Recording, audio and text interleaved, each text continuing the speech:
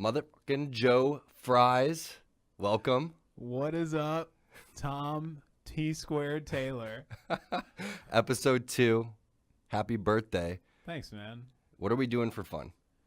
Well, hopefully we're not going to end the night by bailing you out of jail. Hashtag free T2. But I think you guys got to show me the St. Louis area a little bit. We're going to get a few beers in and paint the town red. Let's do it. It's going to be a good time. So for people that don't know who you are, you guys probably lived under a rock for a while, but introduce yourself a little bit. So I'm Joe, or Joe Fries. My real name is Joey Pinocchio. Started playing competitive Halo when I was 12 back in 2004, and pretty much never stopped from there. Worked a bunch of different jobs in the gaming industry. Worked at Ubisoft, worked at ESL.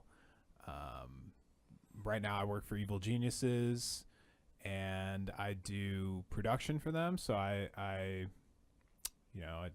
run around with the COD team and the Rainbow team and the Rocket League team and shoot video.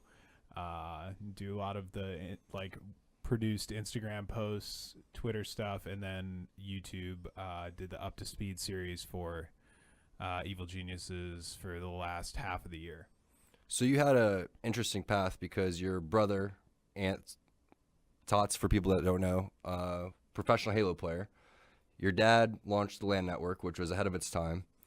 What was it like kind of being around that atmosphere? I mean, first of all, shout out to all the Pinocchios. Shout out to Mr. P. Shout out to Mr. P. But what was that like? I mean, having all these gamers constantly in the house, just tornado, hurricane ravaging through. I mean, that downstairs bathroom basement clean, went man. through hell. It was never clean. Honestly, it was so cool, man. I felt like we were at the center of everything, to be honest. Like, we really, really had everything happening around us at the time. I mean, you lived there for a little bit, so you know better than most. Separate house. Yeah, we leased a separate house to run the LAN network out of, where all the streaming and Halo happened after it got too much for the main house. Yeah. But yeah, man, unfortunately I was going to college during the time, so I ended up missing a lot of the LANs. And my dad always brings this up to me, but if I could go back, there's no way that I would have missed as many of those LANs as I did, man. There was just way too much fun, way too many memories. It seemed like it was going to last forever at the time, right? It totally did. Nobody knew that, after Halo 3, the next game that came out would just, continuing diminished popularity over time. The thing is that the LAN network didn't slow down. It was continuing to ramp up at the time. I mean, we were holding, or you guys were holding bigger and more enormous LANs. I mean, I felt like I was hoping hold them because eventually it was in that house that we started to rent. And it was just wild. I mean, how many teams did we fit in there at one point? I swear there was sometimes over 30 people. Yeah, we would regularly do 6. So 6 was the norm that we would do. We'd do at least 1 6-team LAN before every event. And it's so funny, man. Thinking back, it sort of almost got political at times, because whatever team my brother was on, my dad would obviously want his team to get the best practice. Right. And then, we would be kind of blackballing other teams to make sure that they didn't get really good practice, because it got to the point where whoever would come, we pretty much had the top 6, no matter who did what the event before, the 6 teams that came to the 6-team LAN pretty much placed in the top 6, right? And it was it just, that practice and the the training that we had set up really helped propel Halo 3 to that peak. Halo 3 in 2010 was so competitive and so fun to watch, and I feel like we really helped, not to blow smoke up my own ass, but we really helped to propel the scene to that level, because if you don't have and that stuff didn't exist back then, so when you don't have something, it's all about community though. It's all about bringing people together, right? And that's what's really still missing nowadays too. I mean, like you said, the popularity of Halo kind of went down with Halo Reach and stuff like that, but gaming was always about bringing people together. And, it became a lot more expensive as the Halo games came on, because it was eventually, when we first started, just a tube TV. You go and you plug in 4 controllers into an Xbox. You need 2 TVs. You got 8 people playing. Those were the times. Now everybody needs their own monitor. You got your headset. You have your Xbox. I mean, we're looking at almost $1,000 just in the setup right there, compared to maybe, your Xbox costs and your CRT costs, which now you could probably grab off the street, Yeah. So, there's a lot invested into the LAN network as well. I mean, your dad was picking up people from the airport constantly. What was your mom thinking throughout all this? Oh, dude. The airport runs alone were insane. And then 30 minutes away. Yeah. On top of that, round trip is, an hour all day. But then on top of that, you had the Costco runs to get food, Right. You cook for everybody. You're dropping the famous Dave's runs. 700 to What was the $1,000. Italian place? Starts with a C, I think. We had Marinos. Oh, that we would Marinos, go yes, to all it the was time. Marinos, definitely. But yeah, I mean, we're dropping $700 to $1,000 on Costco stuff, just to have provisions like Gatorades and stuff. Not even crazy stuff, just normal stuff. Toilet paper, Gatorade, Right. chicken breast, I don't know, whatever, granola bars and stuff, just normal stuff to have at the house. There's always snacks. There's tons of stories. Gilk Duds constantly. We were there when he was rummaging through the snacks super late at night. Everyone's trying to sleep. No, he came in on an early flight at he doesn't 8 sleep. a.m. First of all, if you guys know anything about Gilky, he does not. I don't think I've seen him sleep maybe on the floor once on that tweet that's circulating, but that's about it. No, but he came in at 8 a.m. and went into this is back at my old house before we did the LAN network house. Went into the snack room, and there were a bunch of people sleeping in there, Call Me God being one of them. Right. And it was at 8 or 9 in the morning, and everybody was obviously asleep. They'd gone to bed at probably 6, 7. Right. Probably been asleep for an hour, and Gilky comes in the complete darkness and just starts rummaging through the bowls. We had different bowls. He didn't know what was there. No, didn't know what he wanted, but he was just grabbing stuff. And he started trying to open stuff, and CMG's like, "Shut up! What are you doing? We're all trying to sleep, man." And he's got this pack of trail mix that he's opening up super loud. The amount of food consumed at that place, White Castle, the ungodly amount of White Castle that went down. The when you ate Crave meat, case when runs. you eat meat. We used to tear through a Crave case. We would always talk about doing the crate, the 100 burgers. Yes. Never got there. Always No. the 30 rack. But man, yeah, those were oh man, the time. Were you there when CMG got onions on his burger? No. And he didn't want onions? No. And he started stabbing the burger with a butter knife. He's like, "I said I didn't want onions." There's so many classic stories to come out of that place, Dude, man. Everybody still to this day, no matter when I see them, Ghost, Kyle, all the classic people that were around during that time, every single time it goes back to talking about those times. It was just such a iconic, memorable, just that capsule of stuff can't be taken away from any of we all shared such a special time. Like you were saying, we would have 30 people plus in the house at once, and it was all relatively the same group of guys, give or take a couple. Right. But Competing against each other. Yeah. But yet still getting along after you're done playing. After screaming at each other and sometimes getting almost in fights. a fight between Asteria and Legit. Had to break that one up. Neighbor and Clutch. Someone said something about someone's balls, and then Legit got up and almost ripped Asteria's head off. And Asteria's like, "Come on, bro." And I was like, "This is not gonna end well."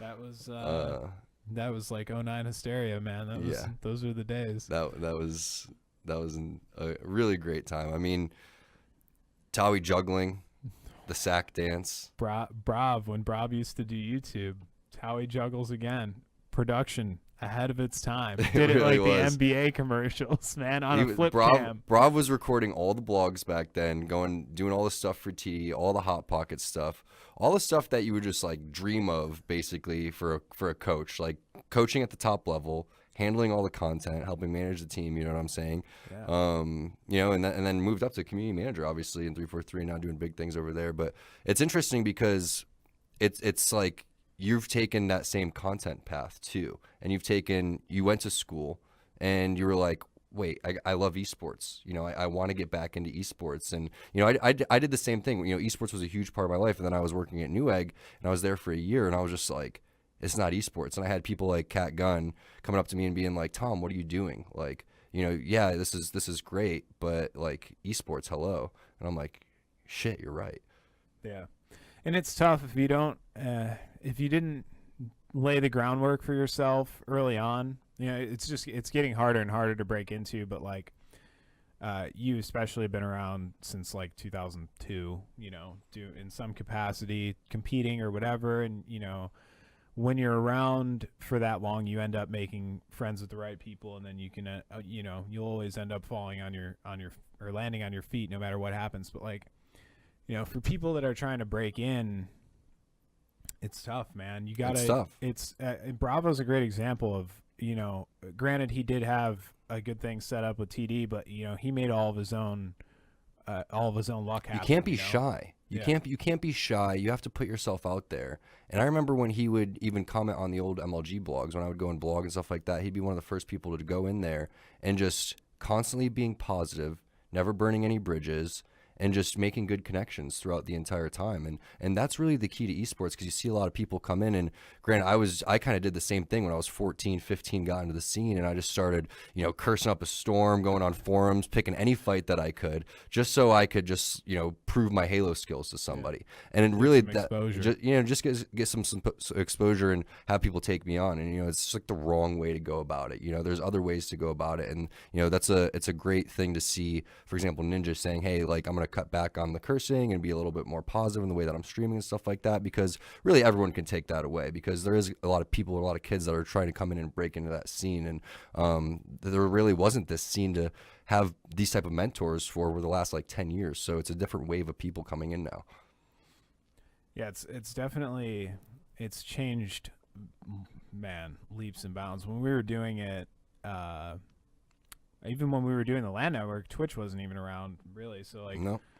I mean, this whole, there's definitely no book on how to behave or how to, you know, succeed in this industry. It's all kind of being written right now, which is cool.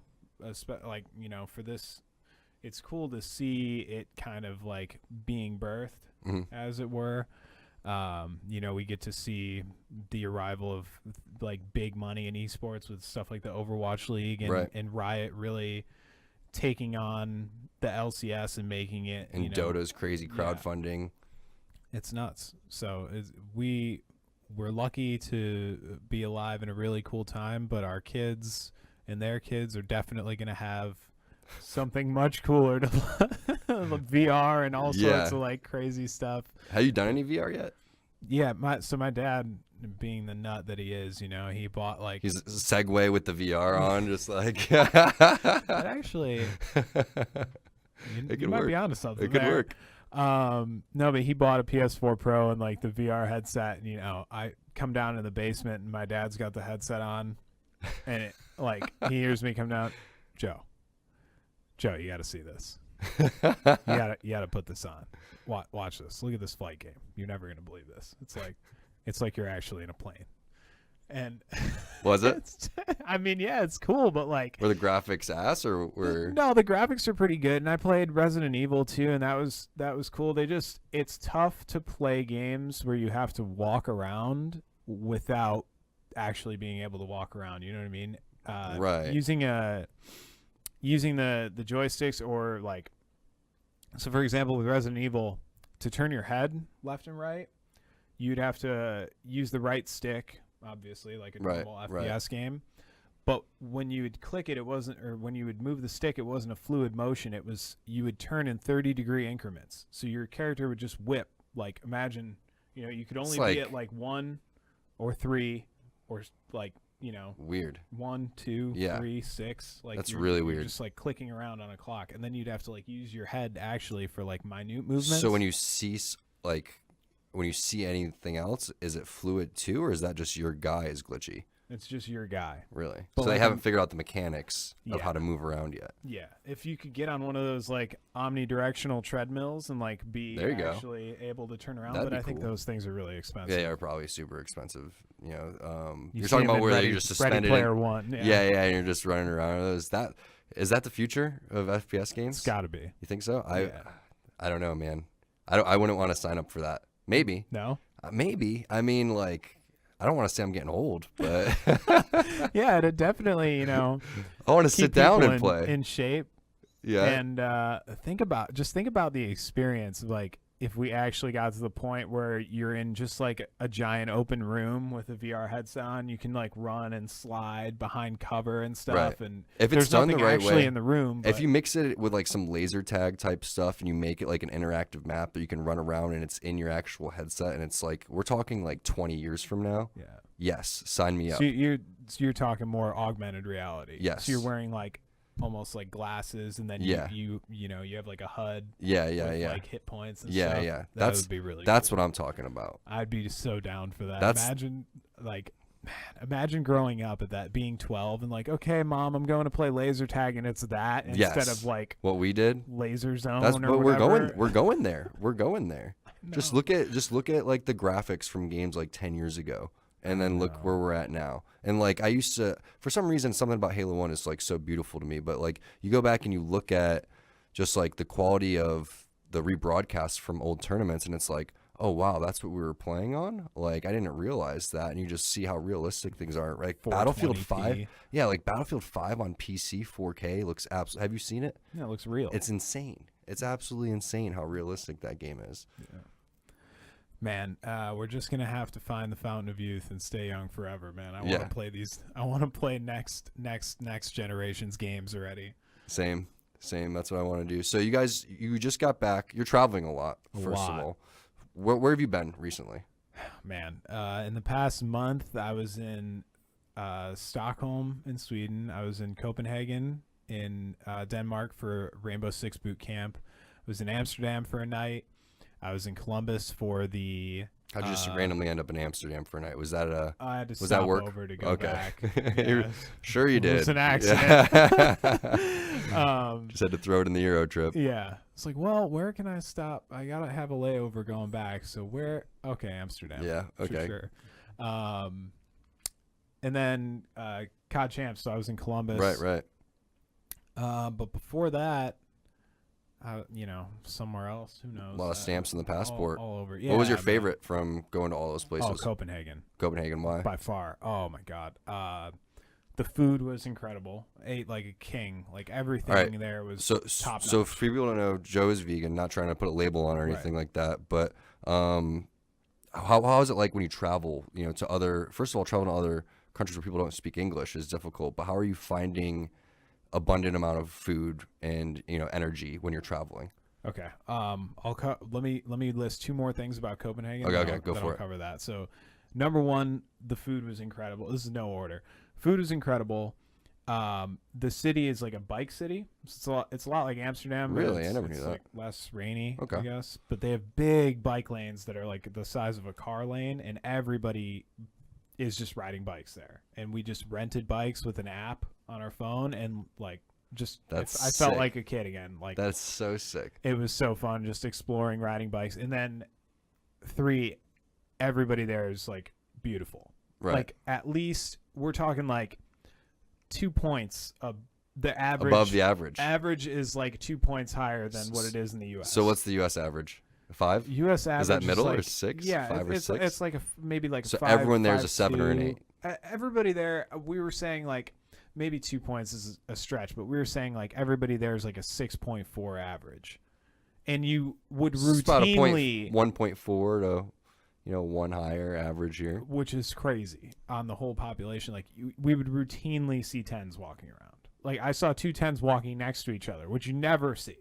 That's true. Usually there's like some sort of competition going on Never see that. between the two. But yeah, like everybody beautiful. We Men, got 2 solid women, 7s right here, so we're So- helping the average We're out definitely by far. definitely moving it up.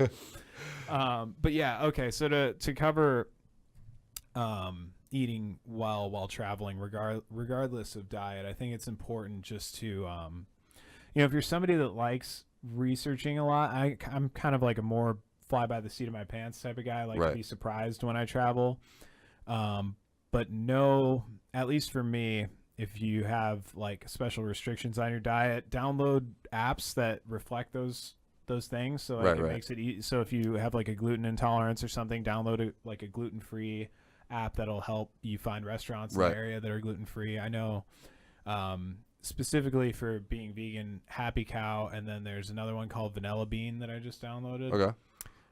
Those help a lot just in terms of, supplementing Yelp when I can't just because in Copenhagen, not a lot of people used Yelp. So you got to be prepared for it's weird. Certain states in the country even don't even use Yelp. Yeah. Like it's not even that popular around here. Yeah. So you have to be prepared to, not use the stuff that you may normally be used to. And then just getting familiar with the words, because obviously the stuff isn't in English there, so I had to learn the word for vegan, which is very close to what it is. And there's an app for that as well in English. Yeah, Google Translate was a great tool. I actually, when I was grocery shopping, I would take my Google Translate app, and there's like a photo capability, and you can hold the camera and it tells over. It'll translate live in the camera, like the words will change. Way. Yeah, dude, it's like. That's legit. Augmented reality right there, 2018. So we went over to Paris for MSI and didn't realize that, a lot of people didn't speak English over there, obviously. I just came over there, ignorant American, thinking that everyone's just going to speak English. Well, yeah, it's a very popular place, and it's like a world city. Right. And what I realized is instead of asking people if they speak English, you don't do that because they know what that means. And then they say yes, and then you follow up and they don't know don't know how to follow up. And I'm like, all right, so I just start talking to them and then say, hey, blah blah blah, and then if they don't respond, I'm like, okay, this person doesn't speak English. And I came in there wishing and just praying that I spoke anything at all, and I was just like, it was crazy culture shock over there because there's so many different people flying in from all different places, speaking so many different languages. And what you realize over there is how much bigger esports is over there, and just like how much friendlier everyone is over there. Were you feeling that as well? Yeah. Oh man, so many friends. Just really, nobody even locks their bikes up in Copenhagen. There's That's no crazy. crime. It's absurd. Everyone's so nice. Everybody was super nice, and yeah, like you said, I think sports culture in general is just a much bigger thing there. They have a lot more outgoing sports fans, soccer hooligans, and just people that are down. They do a lot of cheering and stuff, and PC is also very dominant over there. US is Definitely. The only place where console really thrives. And I wonder if it's the marketing for console over here compared to over there or something like that, because they kill it on the marketing side over here. Yeah, I don't really know why. I think maybe maybe cost of parts are cheaper for PCs over there too. Could be that. It could be they just like living more minimalist lifestyle, and if they're gonna pick one thing, why would you pick an Xbox when your PC when you can do upgrade all your that PC plus, consistently? Yeah. So I don't know. Could be it'd be interesting to find out what the reasoning is behind that. Why console hasn't really blown up over there. Right. Well, I guess in England, there's a lot of it's popular in Call of Duty England. teams, It's popular in certain areas. Yeah. And even Gears of War, the Gears of War event that we ran here at UGC in Vegas, that had a lot of different teams coming in, and it was like a melting pot. They have And a strong scene in Mexico, right? yeah, they do, and it's crazy awesome to see. I mean, I love international competition for esports. I love international competition for anything. Yeah. But for esports, it's just so awesome because you don't get to practice against one another, and there's always just that element of surprise, and everyone always brings that certain play style from a certain area. Unless it's Smash, then you literally play a tournament every weekend, and you're playing international people somehow. I don't know how they afford it, but I don't know how they're going to so many tournaments. Insane. I watched the Zero documentary the other day, and it's just tournament after tournament after tournament after tournament. But I guess that's just how it is when you go and show up with that, CRT style, you know what I'm saying? Yeah. And just bringing people together. Like, they want to get together and play because the online experience just isn't that good. Yeah. And that's, what we're missing now. We're still missing that. Like, we need more of that. And that's what we were missing with the Pro League, for a while for Halo and for HCS. And we had these major tournaments, but, there just wasn't enough, and they weren't open. And we saw, 343 take that feedback and do a great job of that. And now everything's like starting to be a lot more open to the public. So people want to get together more. They want to play. And yeah, they want to play, but they want to hang out afterwards. And that's the big thing. And that's what's cool about COD too, is we had the Pro League. So I've spent over 2 months this year already in Columbus Right. for, different weeks of the Pro League. And it's cool to see, you get 8 teams together and they're all kind of like interacting, going to the gym together, and then they play against each other, but then they're, eating afterwards and hanging out, whatever. yeah. And it's cool. It has like a subtle old TLN vibe to it. Yeah, that's sick. So on the first episode, we had 2 guys from Cav Legion come on, and they have a team house that happened in Cleveland. So everyone in the 2K League, 17 teams, ended up having their own team house, and they would fly to Manhattan every single weekend. But just imagine that you're playing and you're in the top 250 online, right? You're a top 250 2K player, and all of a sudden they bring you for a one-on-one interview, and you do a one-on-one interview, and then they select from their 120 people, and they draft you. And you got to go and live with people that just got drafted, and you just, within a couple of days, flying out to whatever city you just got drafted in. So absurd. They Isn't that really crazy? did it up. Like, They the did it. NBA 2K League. It's is just like the NBA. Really cool. And Frosty's in it. Frosty's in it. Really? You didn't know that? I didn't know that. What team is he playing for? He's on. I want to say thought he's on the I thought- Pacers or the Lakers. Really? I knew that he was playing. I didn't know that he made it in. Yeah. We're gonna have to get him on the podcast. Yeah. Frosty plays. He's in. Georgie Porgy, the original. He's on. What's Sneaky Beaver up to? I don't know, man, but I know Frosty is a pro 2K player. That is sick. That is so awesome. Yeah, I mean, we had Toxic came on, and he was a old, Halo 2 player. 12 years, 13 years. I've known this guy. We used to go to a LAN center called Sub-Zero down in Orlando, and it would be me and Legit versus Toxic and I think like Donut 561, if you remember who that was. No, might be before my time or a little too Florida local. For me. Yeah. So he played on. You ever hear a team called Nice Like Rice? Yeah. So yeah, that's the team that he ended up playing for, and then started to fall off, around that time. But I think he teamed with like Legend JRG and those guys.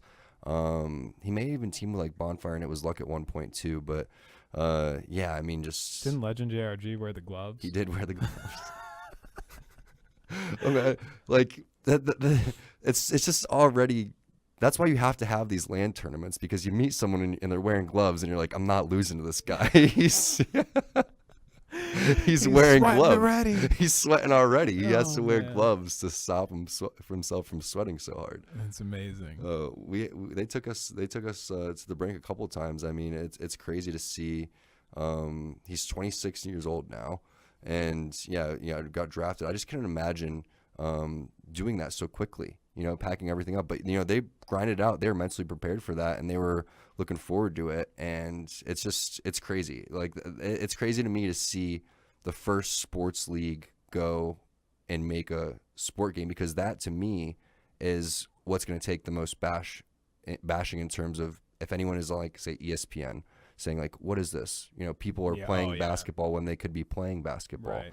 Well, not everybody can play basketball. I don't know if you know this. But, Yeah, that's very true. We're not all like 6'5" and up and gifted with incredible athletic ability. 6'5" is like the minimum for point guards too. That's the thing. Is like, I'm 6'3", and they were like, you're the center, and I'm like, all right, cool. So, Brandon Toxic actually played college ball too, which gives him a huge advantage. But that's the thing is, anybody can do it. Anyone can play esports, and that's what's so cool. And I just love it about that, And this year has just been crazy in terms of the growth that we've seen. Oh yeah. Like, I feel like this year esports has grown more this year than in the last like 3 years combined.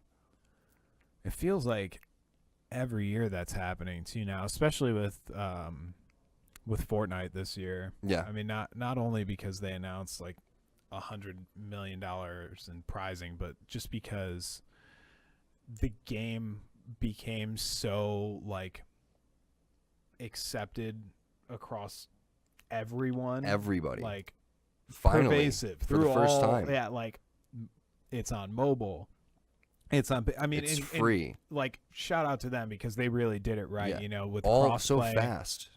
Also fast. so fast, and there were no real like hiccups either. Like Nope. the servers go down for maintenance, and they had like one or two like major bugs, like, or not really major bugs, but like they had to take the shopping cart out at one point. But like who cares? Right now, they're getting the worst backlash that they've probably ever had. Yeah, And just because they can't figure out the balancing with the Yeah. shot. But you know that's gonna happen because the best players are always gonna try to break the game, Right. and you know Now use everyone's the playing stuff with their that's screen overpowered. scrunched on a different resolution and stuff. Are you Really? seeing that? No, Yeah. I haven't seen that yet. It looks awful. That's It yeah. looks- I've never been about that. I just, why can't you just play on the normal settings and just you're already good enough. You're not gonna, get that extra.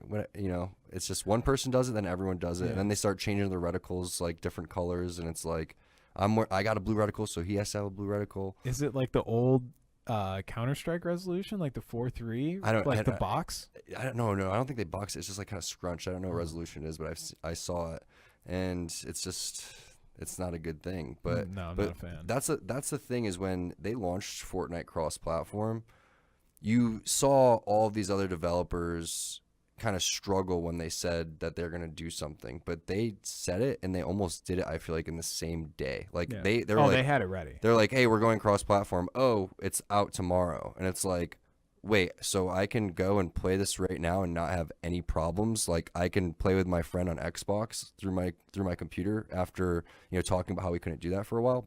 Yes, in a snap of a finger.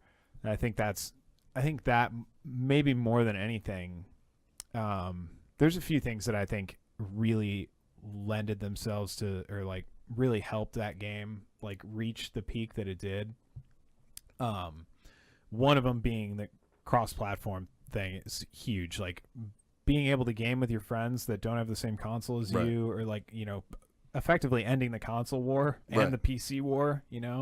Everybody can play together, even if you have a Switch or your phone. Right. You can play.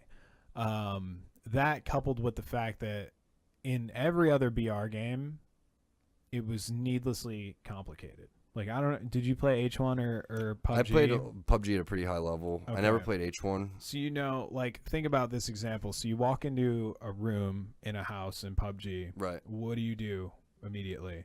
You start checking corners and stuff like Like, that. if say you want to pick up some gear, you hit Well, you got to tab, be right? you have to be, yes, you have to slide things over and Right. things So like you that. hit tab, and then a list of like 15 Oh. things or something Yeah, comes up. but the thing is I actually didn't mind. I didn't mind that. If you think that's one of them, but I agree that it did simplify things to a certain extent, and it could be intimidating for anybody to go and try to be like, oh well, attachments on my weapon, all these different things that are going on.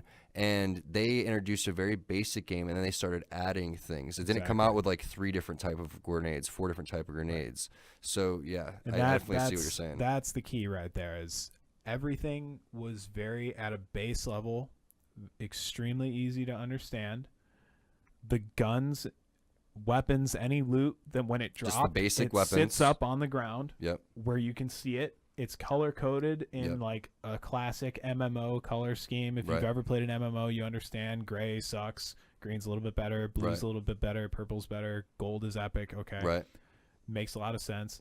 You don't even have to know what gun you're picking up. You can just look almost from across the map visually and see, oh, that's something good. Right. I'm going to go get that. Right. Whereas I don't know the difference between like a car 99 or whatever. And Yeah, like you have to literally go and know a lot, but also you have to again have the attachments for Right. it, And for, how do especially I for the know assault what- rifles if- and things like what that. scope's better? What does the bump stock Right. do? What is the grip? Is this Right. better than this? What's the best? There's too much learning that's involved. Right. And when I could just pick up one gun in Fortnite and play, it makes the game so And the much guns they simpler. made were so simple. I mean, shotgun, right. and then sniper rifle, assault rifle, SMG. SMG, pistol, like Yeah. your basic guns that you would normally use. And I never really thought about that. That's true. They did a lot of things differently, but they just didn't water it down. They just kind of perfected it. Even the shield system, man. Like, level 3 helmet, level 3 vest, level 2 helmet. It's too much stuff going on, Right. Like, well, especially competitively too, it kind of throws a wrench in there. I mean, we still haven't figured this whole competitive BR thing out because basically the circles end up becoming random, and shit starts at the fan eventually. At the end, yeah. But with the helmets and things like that, if you don't get that loot, if you don't get that RNG, you're kind of left for dead. Yeah. And it's just now it's to a point where you can pull off these crazy maneuvers, and it's the huge pub stomping thing, and that's what people love to see. People love to see the sick montage, quick scopes and high kill games, crazy the high kill scopes. Exactly. And it's really hard to do that in a game like PUBG. Yeah, you could drop like serious bombs in H1Z1, but it's just not the same. It's just like you said, there's little things about Fortnite that really set it apart. Being able to play with everybody, I think is like you said, probably the number one thing. People had a problem building, and I felt like, how are they going to implement this whole system on the controller for Xbox and PS4? And they did a pretty good job. Have you played on Xbox yet? Yeah, I played on console once or twice. Because we play on PC when we play, yeah. Yeah, but I played on console once or twice, and I could see, like, if you had one of the third-party controllers, like a SCUF controller, right, or something, that it would be a lot easier. But the controller schemes that they came out with, the Builder Pro, or whatever. Builder Pro, and what's the other one? Something else Pro. I'm not sure. Yeah. Yeah. But yeah, both of them seem like they're different enough to where there'd be certain advantages to playing with each one of them. But yeah, I mean, Builder Pro is the way to go. Yeah. I mean, you have to build in the game. You have to be successful. Build, yeah. But what's interesting is we're not to the point yet where we're running the Fortnite Derby tournaments here for UGC, and we're starting to see PC, console, everyone kind of mix together and play, but there hasn't been really enough, I guess, data gathered to see like who's going to be the best when it comes down to it. And there's always that conversation of console games and auto aim and just the way that it kind of plays. But then it's like, oh, well, you're playing on PC, you have unlimited basically options with your hands and your fingers with the mouse and keyboard. So it makes it such an interesting conversation to find out like who's going to be the best and how do we figure out like the esports side of Fortnite. Yeah, I think they have a lot of figuring out to do with the inclusion of all the platforms at the same time in the tournaments. I see why they want to do it, but at a certain point you got to call a spade. Like, the average skill of a PS4 player is significantly lower than the average skill of a PC player. Right, and that's the problem is PS4 is basically the only one not to join up with this cross-platform thing, so it's going to be really hard to basically run a tournament with PS4, Xbox, and PC together, which are probably the three most platforms that people are playing on. Wait, you can't PS4 cannot play with Xbox, I don't think. But you can play. You can play with PC. Yes, I'm like 99% sure. So they're kind of holding it back a little bit right now, and I think that's probably the number one thing that is missing is that relationship to happen, so that it can be true to everyone kind of getting into one game together. Is that why I've seen that that joint ad from Xbox and Nintendo? Do they make fun of them? It's like a person playing, I believe, Fortnite on the Xbox and then on the Switch as well, and it's like two images side by side, and then connecting. And then someone like sad with their PS4 like in the corner. No, it just says like "better together" or something. Right. It's like an official ad. Right. It's not like a meme or anything, but yeah, it's like Xbox and Switch together. Like, I mean, it would be great if PS4 joined in on that. Yeah, I feel like Sony has notoriously been actually no, Nintendo's always been the one that's like, true, we don't want to be a part of this. We're different. But and when's the last time anyone played a shooter on Nintendo besides GoldenEye? Splatoon, baby. Oh, if Splatoon. you haven't played That's Splatoon, true. you gotta play. I own it's Splatoon. So fun. Splatoon 2, right? Yeah, dude, on Switch. I haven't. I haven't. Golden Boy recommended that to me. I have not played it yet. You haven't played it? I have. Oh, I'll play it with you. Is it sick? Dude, it's a lot of fun. All right, I'll have to try. I have a ton of fun playing that game. So we could play like multiplayer or something like that too. Oh, I'm in. That's sick. That's sick. Yeah, dude. Honestly, it's a lot of fun. It's like there's a ranking system. Really? Dude, this game is like, man, I haven't played it in so long, but oh my God, it's got an elo system. So you have like a report card basically, and you go like F to S. Right. So and there's like it's almost like the Halo 2 ranking system. Right. It's that good.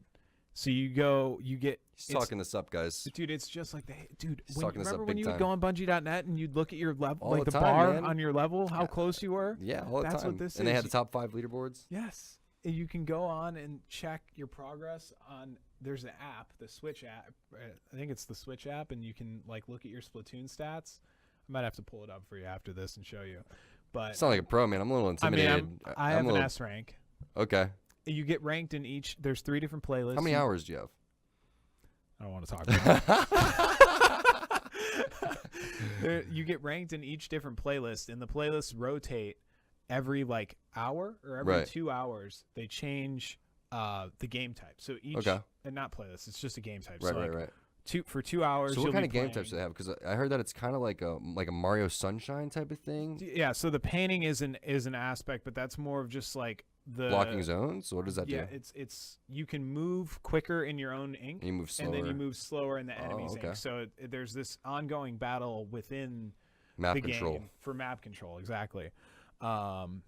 So there's this tower game where it's kind of like Payload in Overwatch, where you have to stand on this tower, and then the tower moves, and then once it gets into the enemy's base, then you win. But it's a neutral tower. So it's not like Overwatch where one team attacks. So and someone could push defends. the payload and someone could push it back. Yes. Okay. That's pretty cool. That one's cool. Then they have this other game mode called Rainmaker, where you have to hold this like giant golden fish, and it shoots like a bazooka, but you have to take that. It's almost like capture the flag. You have to take that thing and bring it into the enemy's base and put it on like this cone. So you like swim up there. Sounds like the Shrine of the Silver Monkey from Legends of the Hidden Temple. And then the last, I don't remember what the last game mode is. I have to, man, it's been a long time. So I was thinking about this today. Going and talking about objectives in Fortnite. Because what if there was an objective? Like, what if there was like a team like you had to capture a flag or King of the Hill? The last one's King of the Hill. Is it King of the Hill? Yeah. Okay. So what if you had a King of the Hill in Fortnite or something like that? Or what if you added some sort of objective to Fortnite? Because right now it's the constant battle royale. Is it possible to add an objective to Fortnite, or is that crazy? It'd be interesting to see a game go mode. from BR to adding like a respawn mode. That's what you're suggesting, right? Is a respawn game mode? Maybe, or just like some sort of crazy objective in there. Like, so because right now the only objective is the circle and crates. Mm-hmm. And obviously like and map staying control alive and to staying the alive to the end. But like, what if there was like some sort of mini objective inside? I don't know. I'm trying to think. No, they could theoretically have a mode where it was like a points based system, and like just for the sake of argument, say you couldn't leave the game, so you had to watch until the end. And there were little like mini objectives on the map, like that would pop up instances or whatever throughout the time that you're playing. Like, okay, you need to go like find this thing in Haunted Hills, and like the first person to do it gets like 1,000 points or something. Right. Or like do a donut around the like that giant tree. Right. They have those missions that already, right? But I'm talking, But if they implemented it in the game for points, and then like, get a triple kill for like this many points or something, like simple stuff like that. But if they did a lot of like cool like different objectives, and they made, crazy points, that would add, I would watch like, if you're talking about making content for YouTube videos and stuff like that, people want to see the high kill games. Maybe people would want to see somebody hit like this crazy point, launch your golf cart over Loot Lake for, whatever. And then you got people trying to build this ramp the whole time. Yeah. I want to see some more crazy stuff like that. I really think that would make it, a lot more interesting. And I just can't wait to see what they do esports wise, because a lot of it is banking. Like you talked about the Overwatch League and what's going on. League of Legends and it had that buy-in, but then Overwatch goes and basically doubles it. Yeah. And then, now we're having Fortnite come around, and it's like, what's going to happen with this? Are they going to have some sort of massive league? Because right now it seems like they're like, all right, let's throw out this ridiculous amount of money and kind of go week by week. I mean, I'm sure there's like a 3-6 month plan. Yeah, but it they seems to definitely me that have a plan. they have a huge plan coming down the road. It's just like, hey, let's get some stuff going right now so we could keep everybody playing and having a good time, which is great. Well, they said it was over 1 year, right? So I think they're going to run out like 50 million of the 100 million, and then I think, because I think in the beginning they announced 100 million just to say 100 million, just to make it like the most absurd number. I think they're going to have like a $50 million tournament at the end. That's what I think. And they're going to have like opens plus like invitational. Yeah, because the international already is like a $25 million tournament. They want to make a statement, and that's obvious with the announcing $100 million in prize money. But it's like mania. I mean, I see people on my timeline today like, who has a Galaxy like Note 9? Let me I'll buy the skin off you. Like, it's madness. It's taken over. Everyone's talking about it. It's absolutely insane. Yeah. And it's by far become the most popular game we've ever seen. Our boy Ninja. Killing it, man. And everybody in the Halo scene is still playing as well. We've played a couple times. I enjoy Fortnite. I just haven't found the time. You were traveling a lot and just haven't found the time to sit down and play. But when I do play, I have a good time. I do have a good time. It's fun, but man, like, if you want to talk about the streamer life for a second, like, oh man, you couldn't pay me to do it, man. Honestly, it's a prison. Well, you see what's going on with your personal life. You got to open up your personal life and all that type of stuff, and be consistent, and I mean, you don't even have a personal life anymore at this point. Don't. You're streaming 8 to 10 hours a day, 6 days a week if you're doing it seriously. It's a lot. Tyler Ninja did that for like 6 8 years in a 6, row. 7 years, yeah. I mean, when did he start? Honestly, like 2011. 2011? Yeah. And legitimately was playing Halo competitively and streaming as like his job the whole time until he quit Halo, and then he was streaming H1 and stuff like that. But like, he did that 6 day a week, sometimes 12 hours a day, sometimes 7 days a week. Right. I mean, legitimately for I think what you just need to do is you get over that hump though. Like, what happens is, like, you go through that time of where it's like really, really hard, right? But then all of a sudden you start getting like support from people that are consistently tuning in. It's not even like, it doesn't have to be a donation or a sub or anything like that. Just people consistently kind of being there. And then once they start to kind of get on your side and start moderating the chat, and you really start to feel like that's like the home. Community. That's the home. What sucks is when you have the stream and you're inviting people into your home and they don't take their shoes off and they got mud all over there and they're just stomping all over them. They just take a big shit on your floor and leave it. And you're just like, thanks, man. Cool. Yeah. I honestly though, I mean, I could never do it. It's just not for me. The lifestyle, like, I can't be confined to a room that much. Like, I'm like, I decided that I was going to come. I mean, I knew I was going to come here, but I officially decided that I was going to come here like yesterday. And I was like, all right, I'm just going to go. Like, and that's what I do. I just go places, and I can't, like, being held down in one spot for me is like a fate worse than death. It's anything like that is, I could be in prison. I wouldn't know the difference. It's the same. Free T2. Let him go. Free Joe Fries. Free Joe Fries. Let's get him a shirt. All right. So where can people, follow you in your journey? Twitter, Facebook, Instagram. My Instagram stories are something else. I'm very active posting all my food and stuff on Instagram. It's at Joe Fries, just one word. And then on Twitter, I'm at Joe_Fries, not to be confused with at Joe Fries on Twitter, who's a Canadian news reporter. He's like a newspaper writer. I can't wait until I can get that, man. I'm counting the days. I check his feed every once in a while just to see if he's inactive. How long does he have to be inactive?